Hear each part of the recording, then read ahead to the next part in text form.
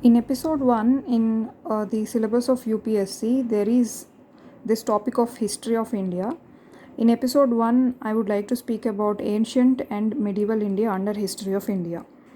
So, this goes with the introduction as its first heading. So, I would like to make episode 1 for introduction to ancient and medieval India. So, first of all, the meaning of history is the past. So the past would include remote past as well as recent past. So recent things will also be considered as past, and remote past, that is far away past, will also be considered as past. So both remote and recent past will be the subject matter of history. So history offers tools to understand this past. So the tools of history could be libraries, there could be letters, and there could be some artifacts and pictures or any kind of things. They can act as tools of history. So we get these things from the libraries, the letters, photographs, artifacts, and even some books which serve as secondary source of tools. So all of them make up the tools of history. That is how we come to know what history is. However, history does not address every issue of the past. So history will not speak about everything in the past. For example, it will not speak about the creation of the universe. So if we are talking about the creation of universe, we are not talking about history, but that is something related to geography and other things. So everything in the past is not under history. And also one another thing is every single individual is not a subject matter of history. So we consider a society while speaking about history. We consider a particular village or a society during a particular time, but not a single person in history. So that is not also the subject matter of history. So history tries to study human activities by situating them in specific temporal and spatial context. Temporal context is time related context. Spatial context is the area of that particular person. So human activities during that time, what are they? What are the human activities during a particular period and in a particular area? So that is what we speak about in history. And history judges an individual in relation to that individual's society and time. So when we are speaking about an individual in history, for instance, we are speaking about him in the view of his society, from what society he belongs, to what time he belongs. So that will decide that individual's manners, his dressing style, his food, and everything that is related to that person. So now history, we come to know that it is mainly about society and the type of society during a time and type of society in a particular area. So this is what history deals with. So history makes past knowable, although imperfectly. It will not speak everything very perfectly, but we are trying to build up something out of these kind of tools from history. So though it is speaking imperfectly and in a fragmented manner, so we are going to fragment history and speak. For example, we are going to fragment history into ancient, medieval, and modern. So this fragmentation is done in history to make it simpler or to know things in a clear way. So this is called fragmentation. So history, it deals with fragmented mannerism also. So this is some characteristics of history. So history carries on a constant dialogue between the past and the present. So we are speaking or we are learning history because we need to bring solutions based on what our past ancestors have performed. So we are having a constant dialogue between past and present. So if we face some problem today, we'll refer it back to past and we'll try to bring solutions from that time. What our ancestors have done, what the kings have done, what that society, how it has faced this particular problem. So this is going to have a constant dialogue. So that is the reason we are learning about history. So we must know the administrative structure of the past in order to do it well now. So that is the reason we are studying history. So an understanding of the past is intimately connected to comprehending the present. So to comprehend or to bring something in the present, we must have this understanding of past. So that is why even history is placed in UPSC syllabus. Following is a brief chronology to understand Indian history in a broad sense. So in order to understand Indian history, there is a chronology given over here. So we'll go by this chronology to bring some understanding, to get some understanding. So chronology is nothing but the arrangement of events based on time, one after the other, the basic arrangement of things. So to go with Indian history, it is divided into ancient, medieval and modern. This everybody knows this, but there is one more classification, that is classical Indian history. So classical Indian history is also called golden era of history or golden era of India in history. So golden age of India, because this is the period where several things saw their foundation, like arts, philosophy, economy, religion, and so many things that even today are existing. They took their foundations in classical period. So there is this special classification in Indian history. Now we shall go by one. Coming to ancient history. In ancient history, we speak about Neolithic period first. So Neolithic period was in between 7600 to 3300 BCE. BCE is common, CE is common era, BCE is before common era, so that we call it as BC and AD. So this is BC, this has become BCE, and this has become CE, that is common era. So Neolithic is from this period, and after later comes Indus Valley civilization during this period, and post Indus Valley period is existent. Then came Vedic civilization. So we can say the first civilization that came up was Indus Valley civilization, and then came Vedic civilization. Then came Mahajanapadas. Then came the first ever dynasty that Indians saw, that is Nanda dynasty in India. And then came Mauryan dynasty, then came Shunga dynasty, Kanva dynasty, Kushan dynasty, and Satavahana dynasty. So these all dynasties, Nanda, Mauryan, Shunga, Kanva, Kushan, Satavahana, these 6 dynasties, Mahajanapadas, Vedic civilization, Indus Valley civilization, these 2 civilizations, Mahajanapadas and Neolithic age. So this is how we can remember. All of these make up the ancient Indian history. Coming to the classical period, Gupta dynasty takes up the prominent place, because this is the exact place where so many foundations took place, like as I've told about arts, philosophy, economy, religion, and several other things came up that even today are existent in India. And there came Chalukya dynasty. These are also called Chalukyas of Vatapi, that were concentrated in Karnataka area. Then came Harsha dynasty, Karakota dynasty. Then came Arab invasion. So Arab invasion has started from 738 Common Era AD. Then came tripartite struggle. Tripartite struggle is a struggle between 3 empires to have control over North India. So as the name itself says, this is about tri. So 3 empires were struggling to have their hand in North India. They are Pratihara, Pala dynasty and Rashtrakuta dynasty. So that struggle was then. And then came Chola dynasty, then came second Chalukya dynasty. Here we came across Chalukya dynasty once, and here again we are seeing second Chalukya dynasty. So these are Vatapi Chalukyas, these are Eastern Chalukyas that ruled the southern eastern Deccan area. So this is about classical Indian history. Coming to medieval Indian history, we have Delhi Sultanate. So medieval Indian history starts from Delhi Sultanate. So that is based in Delhi, and this is an Islam empire. Then came Pandyan dynasty, Vijayanagara empire, Bengal Sultanate. This is also an Islam empire based in Bengal. Then came Mughal dynasty. Then came Suri dynasty. Then came Mughal dynasty again. So between these Mughal dynasty and setting up of Mughal dynasty again, Suri dynasty took a huge hand, and Mughal dynasty was silenced for some period. So we should have heard about Sher Shah Suri. So that he belongs to Suri dynasty, is the founder of Suri dynasty. Then came Maratha empire. So this makes up the medieval Indian history, and Delhi Sultanate, it's a very big thing in India. So it contained around 5 dynasties under it, one after the other. Next comes the modern Indian history, which includes Kingdom of Mysore, Company Raj. Company is East India Company.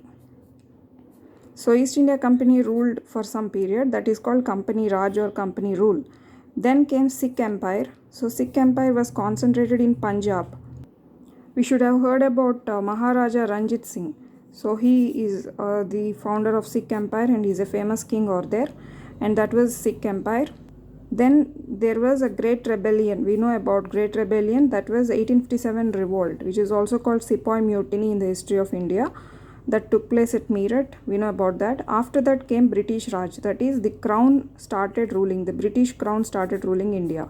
So before the Great Rebellion, East India Company was ruling. After the Great Rebellion, the crown took over the rule in India. British crown, British queen. And then independent India to present, 1947, when India got independence, to present. So all of this makes up the modern Indian history. So this is a brief chronology that I have shown here, categorizing Indian history into ancient, classical, medieval and modern. Now starting with ancient period.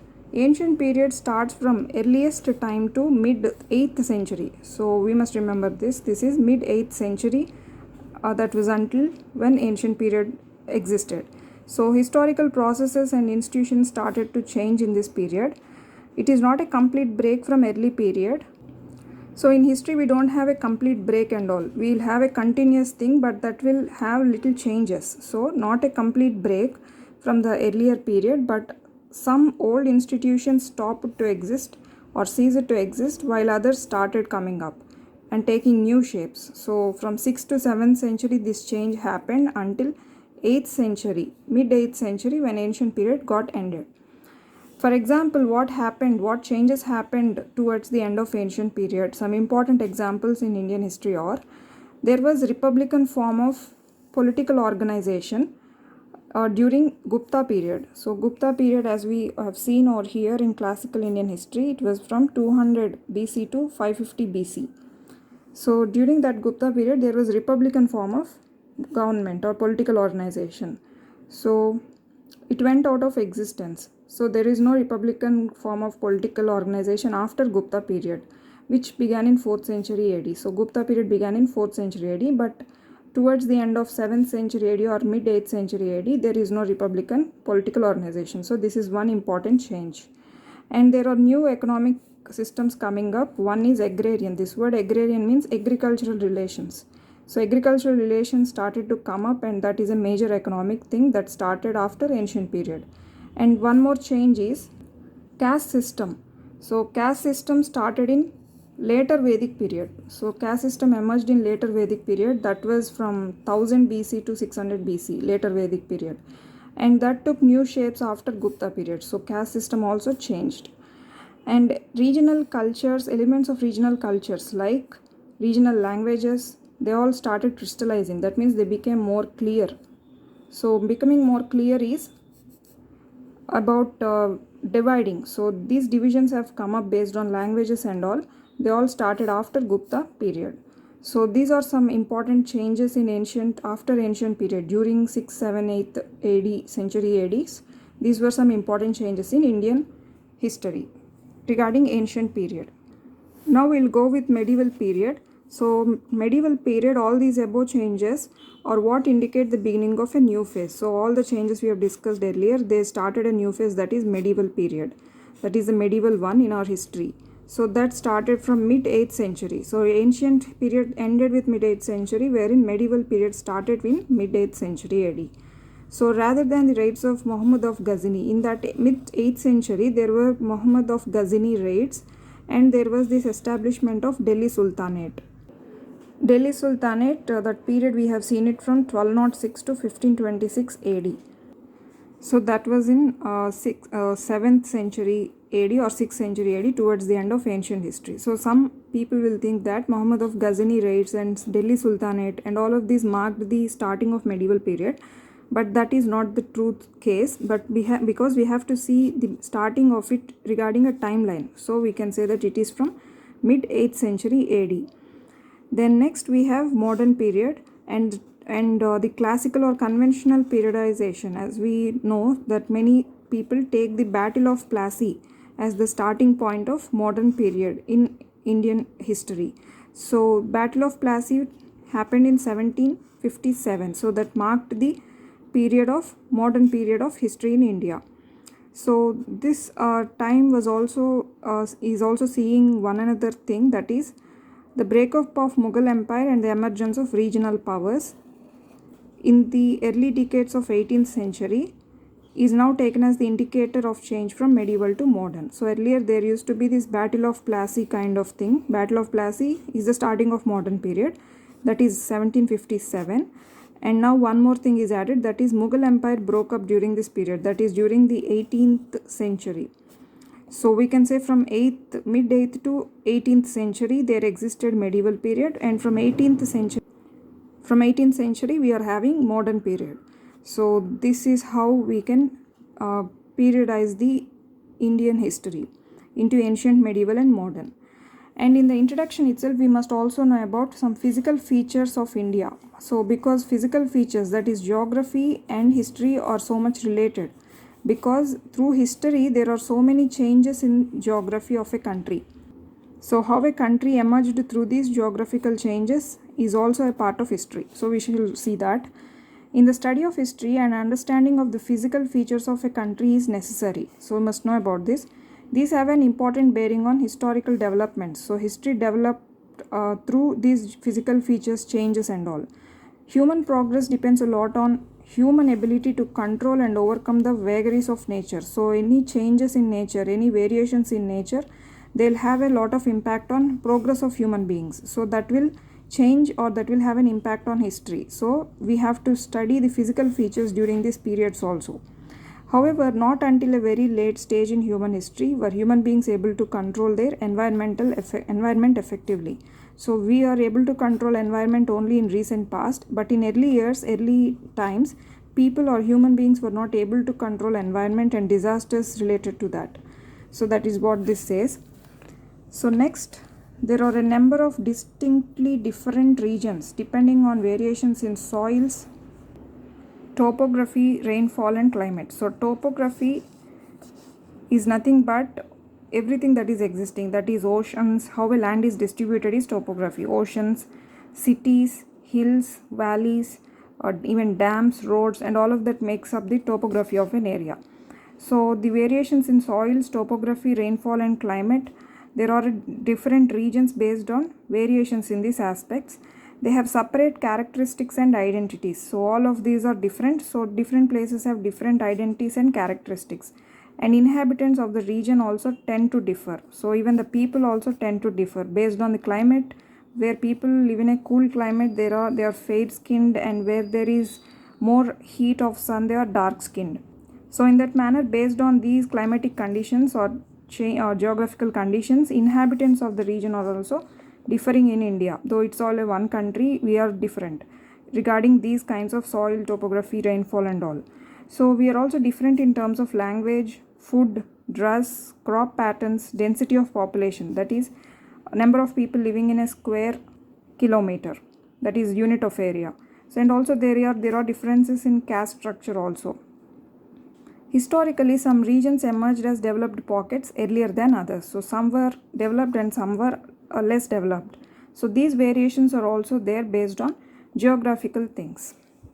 And regional differences and related separate identities fostered by geography have stood in the way of rise of durable pan-Indian states in Indian history. So now we spoke about different variations in human beings in a single country. Because of these variations, we have emerged into different states. So that's how the emergence of pan-India states in Indian history has come up. Never was the whole subcontinent a single political unit. We are never a single political unit. We are into states only because of these many changes in the upper paragraph. So this holds true for even Mauryan Empire was not a single thing. Even during Delhi Sultanate, we were never single. Even during Mughal Empire or British India, we are never a single political entity. So these were concentrating on various parts, but never India was a single political unity. So the Himalayas are in the north, we know, and Indian Ocean in the south, southwest and southeast. They create a superficial view of the isolation of the subcontinent. So these things show that it makes India look that it's a separate subcontinent because of these Himalayas and Indian Ocean. However, even the most difficult of terrain does not impede the movement of ideas and influences between the people. So even our terrain is very difficult to reach and all, our landforms and all, they are difficult to be reached because of Himalayas and Indian Ocean. They are not stopping us from meeting other people in the world or meeting each other within the country itself. Cultural influences have been exchanged across these frontiers, and there have been maritime contacts with West Asia, Southeast Asia from the earliest times. Though our terrain is difficult to be reached, we are having contacts with these parts of the world also. That is what this says. So this is about physical features of India. This simply says that we are different. That's how, based on so many things like soil topography and all, that's how states have emerged. And though we are difficult to be reached by Himalayas and Indian Ocean, we are having relations with other parts of this world. So this is what the introduction about physical features speaks. So we are also now going to discuss about the different periods, that is Paleolithic period, Mesolithic period and Neolithic period. So first we will have a brief view on Paleolithic period. So Paleolithic period lasted till 8000 BC. So the common tools used during then were flint and flakes. These are rock tools. So these tools were used for skinning the dead animals and cutting their flesh and splitting bones. So that was all about hunting. So hunterers and gatherers. Humans were hunters and gatherers during Paleolithic period. And some characteristics are tools. To speak about tools, primitive humans used tools and implements of stone. So this is a Stone Age. Paleolithic is also called early Stone Age period. So people were using stones then, and except there are some areas where this hunting and gathering was not practiced because of alluvial plains, because Ganga, Jamuna and Indus rivers were flowing through some areas. There the soil was fertile and people were doing some kind of farming things in these areas even in Paleolithic period. In Middle Paleolithic period, tools were identified at Nevasa. Nevasa is in Maharashtra. It is in district Ahmednagar in Maharashtra. So Middle Paleolithic tools have come up during archaeological excavations from Nevasa by H.T. Shankalia for the first time. And people were food gatherers, as I've told. Humans during this period were essentially food gatherers, totally dependent on nature for food. So they were just hunting down the nature, that is hunting down the animals and trees and plants. Fire, people learned to control fire slowly in Paleolithic period only, that is in this Middle Paleolithic period. And clothes, they used the skins of animals and barks of trees and large leaves also. So that was their clothing. And groups, people were moving in groups to organize themselves in small wandering groups. So they were not having a permanent settlement, but in fact they were wanderers consisting of men, women and children. So some areas where this Upper Paleolithic people can be found are from Kurnool caves. So Kurnool caves in Andhra Pradesh have shown some archaeological excavations related to Upper Paleolithic things. So this is about the Paleolithic characteristics. Now Paleolithic facts. So towards the end of Paleolithic period, this is where Homo sapiens, the present human beings, the species, we are all Homo sapiens. So the present human species Homo sapiens first appeared around 36,000 BC. This was also during Paleolithic period. And the discovery of fossil was found of a Homo sapien at Hathnora in Narmada Valley. Hathnora in Narmada Valley is in Madhya Pradesh. So that was found there.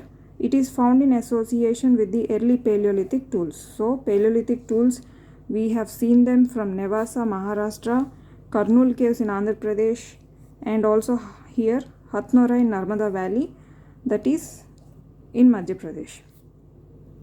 Next, prominent sites of Paleolithic period are Son Valley. Son Valley is in Pakistan, Chennai in India, Hathnora, Narmada Valley, Nevasa, Maharashtra, Kurnool caves in Andhra Pradesh, Assam, Bengal, Orissa. And also Paleolithic sites have been reported across the country, including regions of Assam, Bengal, Orissa. So these are some important prominent sites of Paleolithic period. Next we shall see the Mesolithic period. Paleolithic period lasted till 8000 BC, and Mesolithic period started from 8000 BC. It lasted till 4000 BC. So it is also called as late Stone Age. So Paleolithic is early Stone Age, Mesolithic is late Stone Age. Microliths are used. So microliths are crescent-shaped blades, saws, and sickles. They are these days, as we see, for agricultural tools for using for agriculture. So this is what is called sickle-shaped or crescent-shaped. So these tools were used. They are used for killing fast-moving animals. So there is some development in the tools in Mesolithic period. And some characteristics are it is called late Stone Age. This stage saw specialized and increasingly efficient food collection. Even still the people were collecting food, but there is some increase in efficiency of collecting food.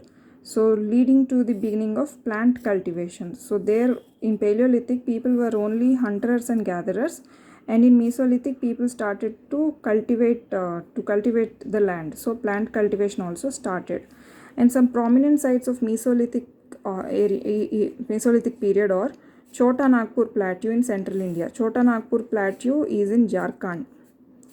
So Chota Nagpur Plateau also could include West Bengal, Orissa, Chhattisgarh, and mainly concentrated around in Jharkhand. So that is that plateau, and also south of river Krishna. These are prominent sites of Mesolithic period. Next, finally, for the end of the session, we have lastly Neolithic period. This lasted from 7600 to 3300 BC. This is the period.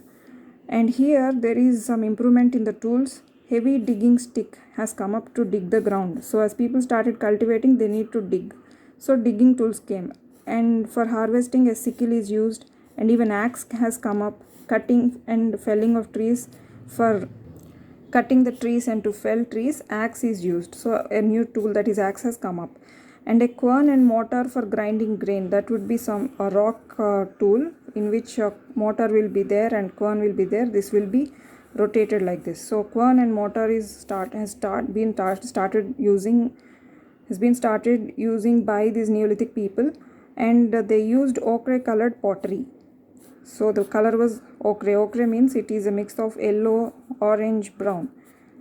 So this ochre colored pottery has also started in Neolithic period.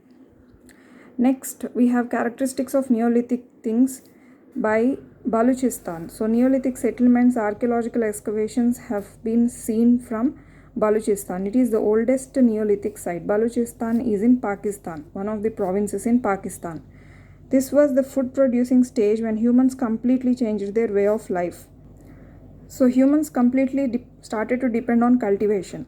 Various types of pottery was also used. So ochre color pottery and pottery to store surplus grain and hold liquids is also used. So pottery, whenever we see the term pottery, we must think it is about Neolithic period. Humans began to domesticate animals. So this also started in Neolithic period, and the animals primarily included dog, goat, and sheep. Among plants, the important cereals were wheat and barley. These were the earliest cereals that started from Neolithic period to be cultivated. So man began to settle down. Earlier we have seen in Paleolithic that they were moving in groups, wandering, but now they are settled down. So in selected areas, so that's how villages started to come up and farming communities started to come up. And we have important facts about Neolithic period. The most important thing is the wheel.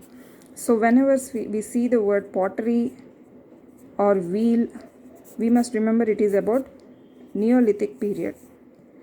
Okay, the wheel has come up in Neolithic period. Towards the close of Neolithic period, the use of metals began. So also metals began, which ushered in the Chalcolithic phase around 6000 BC. During Neolithic period also, within Neolithic period, there is a phase called Chalcolithic phase.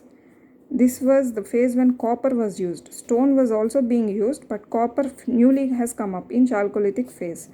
So that was around 6000 BC. Metals have also come up in Neolithic period. So pottery, wheel, and metal. These three things are related to Neolithic period. Finally, the areas, prominent sites of Neolithic period are Vindhya mountains, or in west central India, in Madhya Pradesh. Garo hills, they are in northeast India in Meghalaya, Baluchistan in Pakistan. So these are some prominent sites, and traces of Neolithic communities have survived mostly in northwestern region, that is Sulaiman Hills and Kirtar Hills. These are in Pakistan, in the Vindhyas in Deccan, Vindhyas in Madhya Pradesh, and Garo Hills. Garo Hills are in Meghalaya, in the northeast, that is Meghalaya. So these are some hills where we find the archaeological excavations or prominent site of Neolithic period man. Suleiman Hills, Kirtar Hills, Vindhyas in the Deccan, Garo Hills and all. So this ends the introduction to ancient and medieval India. So the first episode included ancient and medieval India introduction. So the introduction included ancient period and chronology of Indian history, medieval period, modern period, India physical features, and three periods: Paleolithic period, Mesolithic period and Neolithic period, their time period, tools, characteristics and important facts. So this is what we have discussed under medieval, ancient and medieval India. So this ends the first episode in history.